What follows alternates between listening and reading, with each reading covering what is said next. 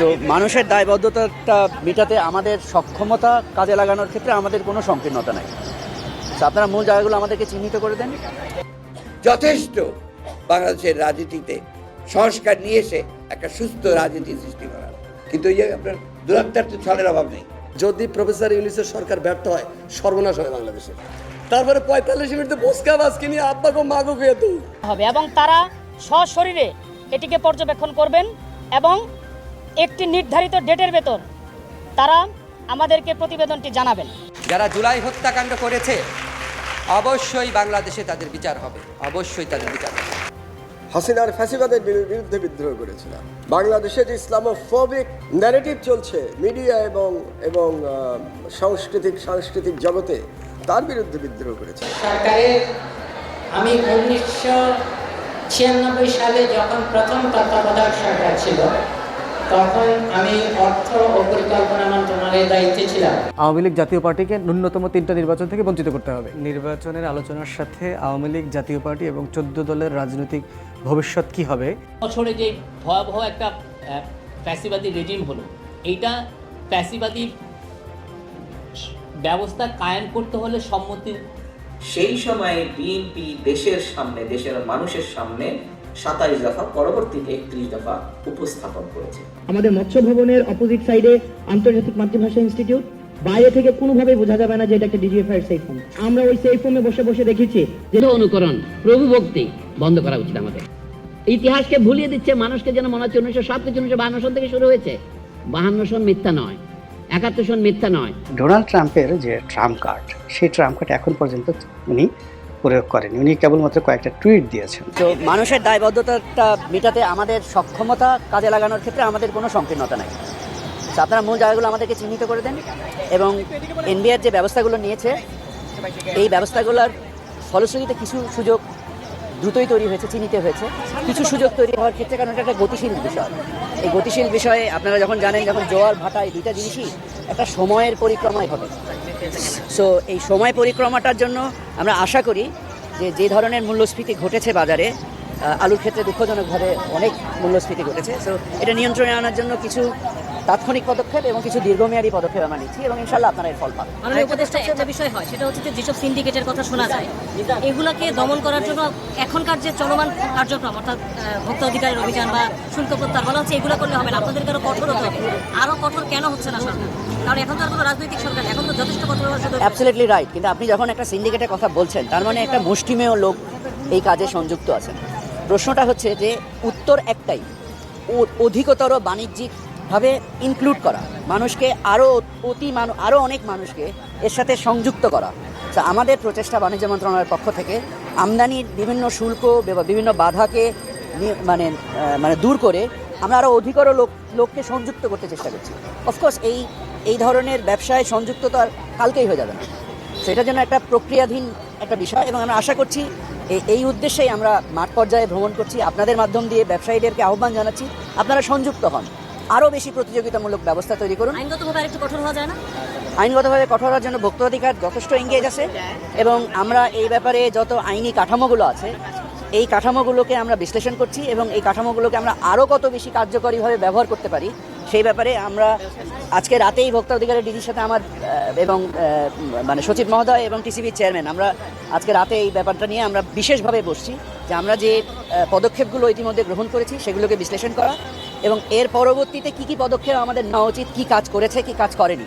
So এই জিনিসগুলোকে আমরা বিশ্লেষণ করে নির্ণয় করে আরও কর্মক্ষম পদক্ষেপ গ্রহণ করার চেষ্টা করছি। ছিল সেখানে সিদ্ধান্ত এটি হয়, আগামী 7 দিনের ভেতর তিতুমির বিশ্ববিদ্যালয় কেন হতে পারবে এই বিষয়ে কমিটি গঠন করা হবে এবং তারা সশরীরে এটিকে পর্যবেক্ষণ করবেন এবং একটি নির্ধারিত ডেটের ভেতর তারা আমাদেরকে প্রতিবেদনটি জানাবেন। আমি আবারও রিপিট করছি, আগামী 7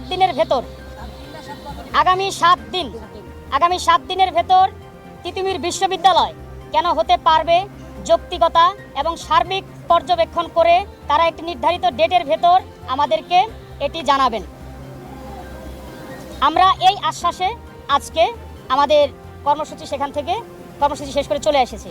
এবং একই সাথে একটি বিষয় আমরা উল্লেখ করতে চাই, এখানে সাধারণ শিক্ষার্থীদের যে চলমান আন্দোলন সেটি অনেক মিডিয়ায় প্রকাশ হয়ে গেছে প্রত্যাহার বিষয় নয়।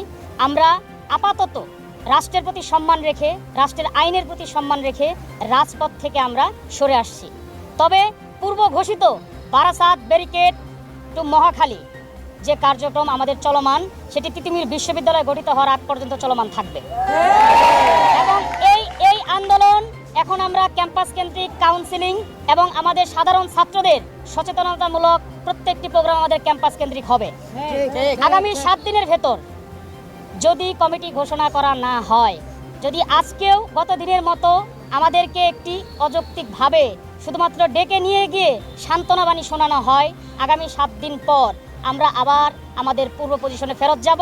এটার জন্য দায়ী তিতুমির কলেজ থাকবে না, তিতুমির ঐক্য থাকবে না, তিতুমির সাধারণ ছাত্রছাত্রীরা থাকবে না, এটার জন্য দায়ী রাষ্ট্র থাকবে। এবং একই সাথে আমরা আন্তরিকভাবে আবারও দুঃখ প্রকাশ করছি, একটি অনাকাঙ্ক্ষিত ঘটনা ঘটে গিয়েছে। ট্রেনে আমাদের আন্দোলনরত শিক্ষার্থীরা যে অবিশ্বাস্য বিদ্রোহ করলো, জীবনের মায়া ত্যাগ করে। আমি তো ওদের সাথে অনেক কথা হয়, জাস্ট মনে হয়েছে আমাকে মাঝে মাঝে বলে নাহিদ আসিফরা বলতো আর কি, যে 18তে যারা আন্দোলন করেছিল তাদের সাথে তাদের একটা পার্থক্য আছে। 18তে যারা আন্দোলন করেছিল তারা জীবনের মায়া ত্যাগ করে আসতে পারে নাই, এবং ওরা ডিটারমাইন্ড ছিল মরে গেলে মরে যাব, রাজপথ ছাড়বো না। এবং এই সাহস তারা আমাদের মতো বৃদ্ধ মানুষদের মনে সঞ্চারিত করতে পেরেছিল। এরকম একটা বিদ্রোহী জাতি, এরকম একটা অপরাজেয় জাতি, তার জন্য তো সবচেয়ে বেশি রেলিভেন্ট নজরুলের হওয়ার কথা, সকল চর্চার মধ্যে উনার উপস্থিত থাকার কথা। আমি মাহমুদ ভাইয়ের কথা একটু বলবো। আমার কাছে মনে হয় যে উনি আমার সামনে একজন জীবন্ত নজরুল। আমি আপনাদের অনেস্টলি বলি, আমাকে আমার নিজের সাহস এবং দেশপ্রেম নিয়ে আমার একটু আত্মতৃপ্তি আছে, কিন্তু আমি যখন মাহমুদ ভাইয়ের দিকে তাকাই, আমাকে যদি কেউ জিজ্ঞেস করে মাহমুদ ভাইকে আমার চেয়ে সাহসী, আমি বলবো অবশ্যই সাহসী। মাহমুদ ভাইকে আমার চেয়ে বেশি দেশপ্রেমিক অন্য কারো নাম বলে আমি সন্দেহ করতাম, কিন্তু মাহমুদ ভাইয়ের নাম যদি কেউ বলে আমি সন্দেহ করবো না। এবং আমরা সেই শাহবাগের দুঃসহ দিনগুলোতে আপনাদের একটু মনে করিয়ে দিই, আমার রুমে আগুন দেওয়া হয়েছিল, 16 থেকে 20টা ব্যানার টাঙিয়ে দেওয়া হয়েছিল যে আমাকে ঢাকা বিশ্ববিদ্যালয় থেকে বহিষ্কার করা হবে। প্রচণ্ড অদ্ভুতই লাগতো যে এইরকম একটা সময় বাংলাদেশে আসবে যে সামান্য একটা কথা বলার জন্য রুমের মধ্যে আগুন দিয়ে দিল। তো তখন একটু নিজেও একটুখানি অবদমিত হয়ে গিয়েছিলাম, ভাবতাম যে আর কত রিস্ক নেব, একটু বুঝে চলা শুরু করেছিলাম। সেরকম সময় একদিন দেখলাম প্রথম আমার দেশে 8 কলাম হেডিং ছিল, একটা 8 কলাম বড় বড় আপনার অক্ষরে, শাহবাগে ফ্যাসিবাদের প্রতিধ্বনি। আমি বিশ্বাস করতে পারি না এটা সম্ভব ওই সময় বসে এরকম একটা হেডলাইন করা। আমার তো মনে হয় মাহমুদ ভাই শুধু এই হেডলাইনের জন্য বাংলাদেশের সাংবাদিকতার ইতিহাসে, প্রতিবাদের ইতিহাসে চিরস্মরণীয় হয়ে থাকবে। এই দেশে ভারতীয় আধিপত্যবাদ এবং জুলুমের বিরুদ্ধে উনি যেভাবে রুখে দাঁড়িয়েছে, আমাদের প্রত্যেক তরুণের জীবনে এটা একটা পাথেয় হয়ে থাকুক। আমাকে অনেক সময় আপনারা বলেন যে পুলিশ এটা করলো কেন, জিনিসপত্রের দাম বাড়লো কেন। আমি আইনমন্ত্রী, আমার দায়িত্ব হচ্ছে একটা সুবিচার নিশ্চিত করা। সেটা করতে পারি নাকি দেখেন। যতদিন বেঁচে আছি এই লক্ষ্য থেকে বিন্দু মাত্র বিচ্যুত হব না। যারা জুলাই হত্যাকাণ্ড করেছে অবশ্যই বাংলাদেশে তাদের বিচার হবে, অবশ্যই তাদের বিচার হবে। সাংস্কৃতিক অঙ্গনে যেভাবে ভারতীয় আধিপত্যবাদ প্রতিষ্ঠা করা হয়েছে, হাসিনার ফ্যাসিবাদের বিরুদ্ধে বিদ্রোহ করেছিলাম। বাংলাদেশে যে ইসলামোফোবিক ন্যারেটিভ চলছে মিডিয়া এবং সাংস্কৃতিক জগতে, তার বিরুদ্ধে বিদ্রোহ করেছিলাম। আমরা তো একটা অল্টারনেটিভ ন্যারেটিভ তৈরির চেষ্টা করেছিলাম। একটু আগে ডক্টর জাহেদ বলছিলেন যে আমাদের এখানে অল্টারনেটিভ ন্যারেটিভের মিডিয়া দাঁড়াতে ব্যর্থ হয়েছে। দাঁড়াতে কি ব্যর্থ হয়েছে নাকি দাঁড়াতে ব্যর্থ করে দেওয়া হয়েছে? আমরা তো চেষ্টা করেছিলাম, আমাদেরকে তো দাঁড়াতে দেওয়া হয় নাই। আমরা কি বুঝি আজকে আমরা যারা আলোচনা করছি এখানে, আমরা তো আপনার মতামতকে আমার মতামত দিয়ে খণ্ডন করতে চাই। আমরা তো এরকম একটি পরিবেশ চাই যেখানে আপনার কথা আপনি বলবেন, আমার কথা আমি বলবো, জনগণ ঠিক করবে বা পাঠক ঠিক করবে কার কথা ঠিক কার কথা ভুল। আপনি কেন আমাকে আমার কথা বলতে দেবেন না? আপনি তো আমার দেশকে তার কথা বলতে দেন নাই। আমরা লড়াই করে গেছি, যখন মোহাচ্ছন্ন হয়ে আছে আপনাদের কাছে, শাহবাগে গণজাগরণ মঞ্চে সারা দেশ মোহাচ্ছন্ন করে আছে কিংবা করে রাখা হয়েছে মিডিয়া দিয়ে, 24 আওয়ার্স টেলিভিশনে দেখানো হচ্ছে সেখানকার কার্যক্রম। সেই অবস্থায় একমাত্র আমার দেশ বলেছে যে শাহবাগে ফ্যাসিবাদের পদধ্বনি।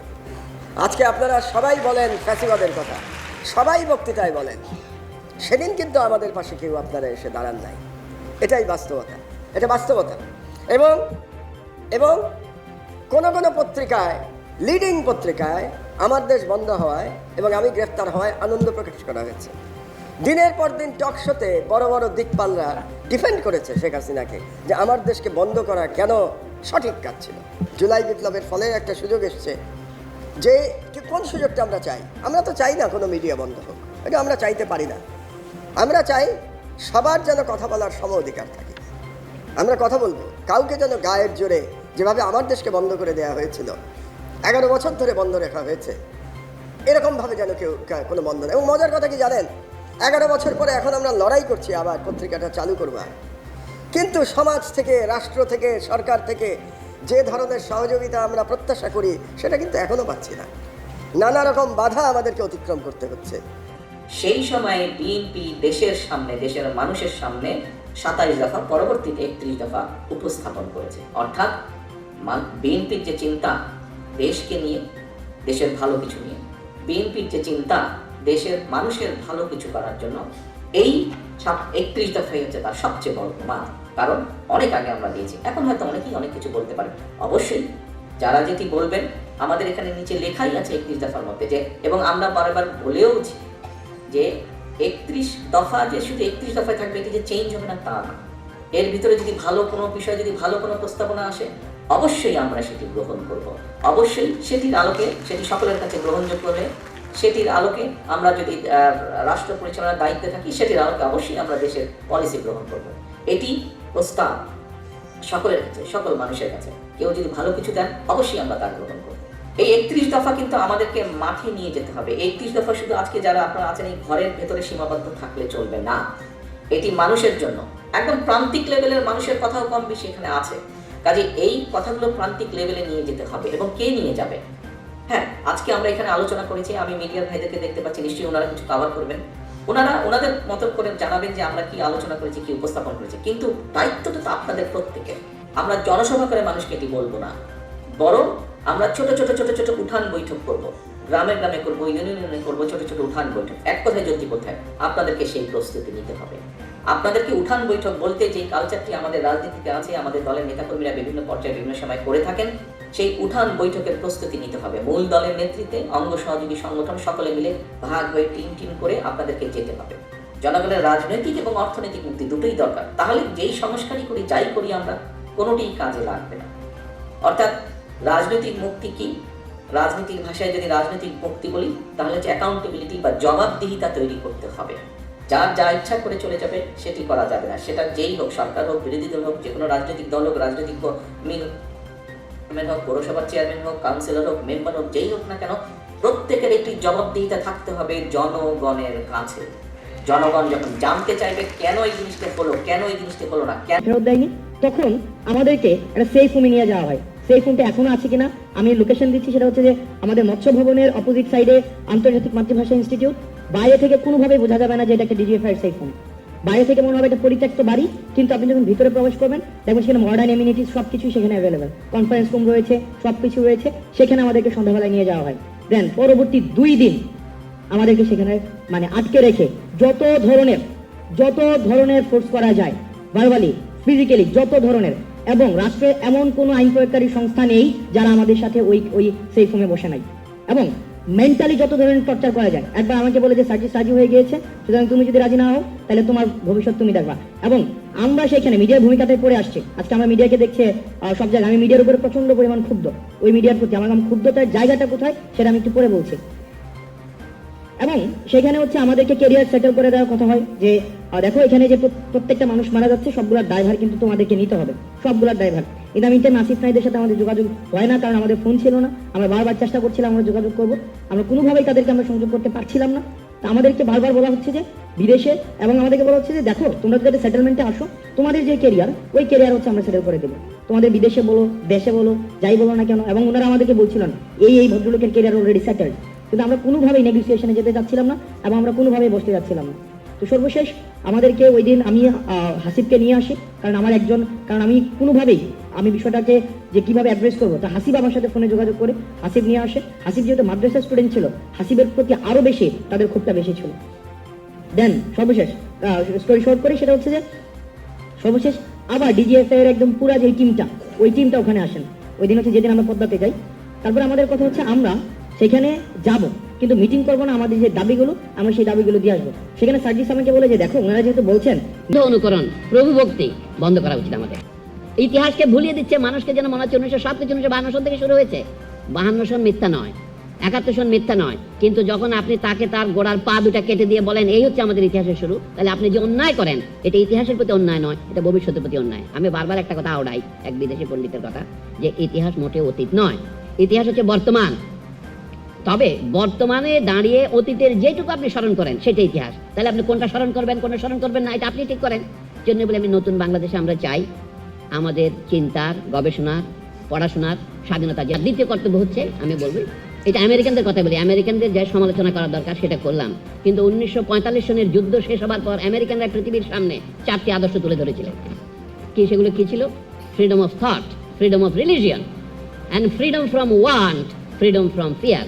এই 4টা ধরেন মার্কিন দেশের ডক্ট্রিন। আমাদের দেশে সেই ন্যূনতম দাবিগুলিকে বাস্তবায়িত হয়েছে। দুটো হচ্ছে আমাদের এখানে রিলিজিয়ন, এখানে একটা কথা হচ্ছে, আমরা নতুন বাংলাদেশে এমন কিছু চাই না কোনো ধর্মকে নিপীড়ন করা হবে, কোনো জাতিকে নিপীড়ন করা হবে, এটা চাই না। আগে কথা বলা হতো আওয়ামী সরকার বাংলাদেশের মুক্তিযুদ্ধের সাথে বেইমানি করেছে, তার প্রমাণ হচ্ছে লিখছে বাংলাদেশের নাগরিকগণ বাঙালি বলে পরিচিত হবে। এটা তো ফ্যাসিস্ট মতাদর্শ, এটা হলো জার্মান ফ্যাসিস্টদের মতাদর্শ, যে দুনিয়ার ডয়চল্যান্ড উবার আলেস, আমরা বলি বাংলা ল্যান্ড উবার আলেস, এটা তো ফ্যাসিস্ট মতাদর্শ। বাংলাদেশের জনগণ বলতে হবে আমাদের জাতি, ধর্ম, বর্ণ অথবা অন্য কোনো বৈষম্য চিহ্নমূলক নির্বিশেষে সকল জনগণের রাষ্ট্র। এটা হচ্ছে আমাদের নতুন বাংলাদেশের প্রথম শপথ। তারপরে দ্বিতীয় হচ্ছে এখানে আর কোনো গুম খুন অথবা ক্রস ফায়ার হবে না। সামরিক বাহিনীর অবসরপ্রাপ্ত কর্মকর্তা যাদেরকে হত্যা করা হয়েছে ক্রস ফায়ারের ফান্দে ফেলে, তার বিচার এখনো হয়নি। তাহলে আমরা বুঝতে পারি ফ্যাসিজম জিনিসটা হাওয়া থেকে আসে না, আকাশ থেকে নাযিল হয় না, এটা আমাদের মধ্যে থেকে উদ্ভূত হয়েছে। সেটার বিরুদ্ধে আমাদের লড়াই অব্যাহত রাখতে হবে। আমরা যে লড়াই করেছিলাম, যে বেহাত বিপ্লব 1971 বইটা যখন আমরা প্রকাশ করলাম, আমরা নানা প্রতিরোধের মুখোমুখি হয়েছি, কিন্তু দেখি যে এখন তরুণেরা এটা পড়ছে। সেইখানে বিশ্লেষণের মূল প্রবন্ধটা ছিল আমাদের শিক্ষক আহমদ মোস্তফার লেখা, বাংলাদেশের রাজনৈতিক জটিলতা। এখনো তরুণ যারা জেন জি বলছেন, তাদেরকে বলে যে ওই প্রবন্ধ পড়ে দেখেন, যে বাংলাদেশের বর্তমান ফ্যাসিজমের উৎপত্তি হয়েছে মুক্তিযুদ্ধ যারা করে নাই তাদেরকে মুক্তিযুদ্ধের জনক বলছেন, এবং যুদ্ধ যারা পরিচালনা করছেন তাদের নাম নাই। এই বেইমানিটা করতে হবে।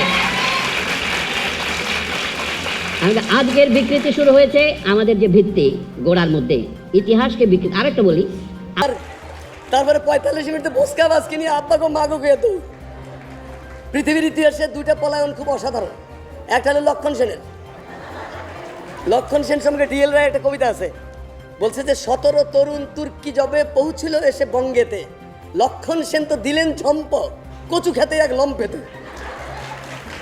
আহা, ডিএল রায় বলছে আহা, সে অপূর্ব পলায়ন কাহিনী, কেন যে আমরা যোগ্য ছন্দে আজও ভালো করে গাইনি। কি ফ্যান্টাস্টিক পলায়ন, কি ট্রিমেন্ডাস পলায়ন। তো আমাদের উনিও মাশাআল্লাহ একই কায়দায় পাগার পার। আমরা জানতে চাই যে একটু যদি তার ধরে রাখতেন, অবশ্য না ছেড়ে দিয়ে ভালোই করছে, তার মাংস টাংস খুঁজে পাওয়া যেত না। আমি মনে করি এই বিপ্লবী কর্মকাণ্ডগুলোকে জন্য বাংলা একাডেমি, তারপরে শিল্পকলা একাডেমি, অমুক তমুক, বিটিভি, তারপরে 50টা টেলিভিশন, 50টা টেলিভিশনে 50টা নাটক হয়নি কেন এখনো বিপ্লবের উপর? কেন শিল্পকলা একাডেমিতে 30টা নাটক আমরা পাই নাই?